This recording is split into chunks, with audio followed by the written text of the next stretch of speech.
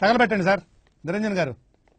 మన టాలీవుడ్లో ఇప్పుడు మల్టీ స్టారర్తో పాటు పాన్ ఇండియా సినిమాల ట్రెండ్ నడుస్తోంది. సీనియర్ దగ్గర నుంచి కుర్ర హీరోల దాకా ప్రతి ఒక్కరూ తమ సినిమాలను అన్ని భాషల్లో రిలీజ్ అయ్యేలా ప్లాన్ చేసుకుంటున్నారు. తమ మార్కెట్ వాల్యూని పెంచుకోవడంతో పాటు ఇండియన్ సినిమా ఇండస్ట్రీలో తమదైన గుర్తింపు సాధించడం కోసమే పాన్ ఇండియా సినిమాల బాట పట్టారు. కానీ నందమూరి బాలకృష్ణ మాత్రం ఇంతవరకు పాన్ ఇండియా జోలికే వెళ్ళలేదు.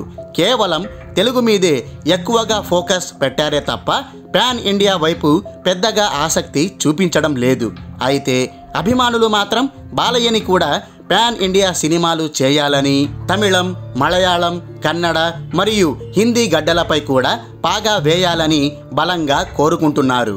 నిజానికి అఖండ సినిమా నుంచే బాలయ్య పాన్ ఇండియా జర్నీ షురు అవుతుందని అంతా అనుకున్నారు.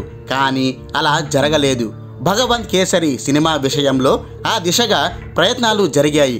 కానీ చివరిలో అది కూడా వర్కౌట్ అవ్వలేదు.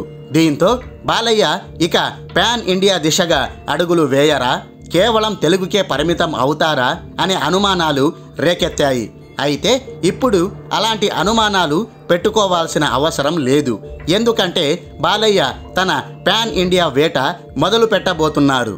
అవును, మీరు వింటోంది అక్షరాల నిజం. బాబీ డైరెక్షన్లో చేస్తున్న తన 109వ సినిమాతో బాలయ్య ఆ వేటని ప్రారంభించబోతున్నారు. సినీ వర్గాల సమాచారం ప్రకారం డైరెక్టర్ బాబీ ఈ 109వ సినిమాని చాలా గ్రాండ్గా ప్లాన్ చేశాడని తెలిసింది. తాను రాసుకున్న సబ్జెక్టు కూడా పాన్ ఇండియా అప్పీల్ కలిగి ఉండడంతో దీనిని అన్ని భాషల్లోనూ రిలీజ్ చేసేందుకు ప్రణాళికలు రచిస్తున్నారు. అంతేకాదు ఈ సినిమాకు ఇండియా వైడ్గా క్రేజ్ వచ్చేలాగా ఒక ప్రత్యేకతని కూడా జోడిస్తున్నట్టు తెలుస్తోంది. ఇంతకీ ఆ ప్రత్యేకత ఏంటి అని అనుకుంటున్నారా? మరేదో కాదు, మలయాళ స్టార్ నటుడు దుల్కర్ సల్మాన్. ఈ యంగ్ స్టార్ హీరోకి ఇప్పుడు దేశవ్యాప్తంగా మంచి క్రేజ్తో పాటు మార్కెట్ వాల్యూ కూడా ఉంది. ఈ హీరోని తీసుకుంటే తమ పాన్ ఇండియా ప్లాన్ పర్ఫెక్ట్గా ఎగ్జిక్యూట్ అవుతుందని NBK 109 యూనిట్ భావిస్తోంది. పైగా బాబీ డిజైన్ చేసిన క్యారెక్టర్కి కూడా దుల్కర్ కరెక్ట్గా సెట్ అవుతాడన్న ఉద్దేశంతో ఏరి కోరి మరీ అతన్నే ఫైనల్ చేసినట్టు తెలిసింది. ఏది ఏమైనా దుల్కర్ ఎంట్రీతో ఈ సినిమా రేంజ్ మరింత పెరిగిపోవడం మాత్రం ఖాయం. అయితే దుల్కర్ పాత్ర ఏంటి, మంచి కోణంలోనే ఉంటుందా లేక నెగిటివ్ షేడ్స్ కలిగి ఉంటుందా అనేది ఇంకా వెలుగులోకి రాలేదు. బహుశా వాల్తేర్ వీరయ్య సినిమాలో రవితేజ పోషించిన ఎక్స్టెండెడ్ క్యామియో తరహాలోనే దుల్కర్ పాత్ర ఉండొచ్చని చెప్పుకుంటున్నారు.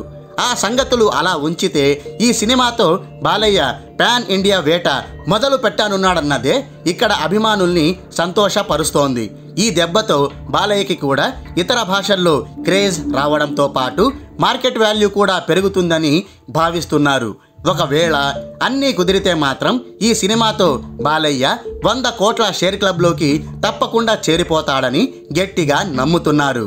అయితే ఇక్కడ ఒక బ్యాడ్ సెంటిమెంట్ మాత్రం ఈ NBK 109 సినిమాని కలవర పెడుతోంది. అదేమిటంటే ఇంతకు ముందు మెగాస్టార్ చిరంజీవి కూడా సైరా నరసింహారెడ్డితో పాన్ ఇండియా ప్రయోగం చేశారు. అయితే అది పెద్దగా సక్సెస్ అవ్వలేదు. ఒక్క తెలుగులో మినహాయిస్తే ఇతర భాషల్లో అది పరాజయం చవిచూసింది. అలాగే పవర్ స్టార్ పవన్ కళ్యాణ్ చేసిన సర్దార్ గబ్బర్ సింగ్ ప్రయోగం కూడా బెడిసికొట్టింది. హిందీ గడ్డపై అది డిజాస్టర్గా నిలిచింది. మన తెలుగులో పాన్ ఇండియా ప్రయోగాలు చేసిన హీరోల్లో కేవలం కొందరు మాత్రమే సక్సెస్ అయ్యారే తప్ప మిగిలిన వాళ్ళు ఘోరంగా అవమానాలను ఎదుర్కొన్నారు. మరి బాలయ్య పరిస్థితి ఏమిటి? వారిలాగే ఈయన పాన్ ఇండియా వేట తుస్సుమంటుందా లేకపోతే సక్సెస్ అవుతుందా అని చర్చించుకుంటున్నారు. మరి మీ అభిప్రాయం ఏంటి? ఈ పాన్ ఇండియా పరీక్షలో బాలయ్య విజయవంతం అవుతారా లేదా? Let's wait and see. అయిపోయి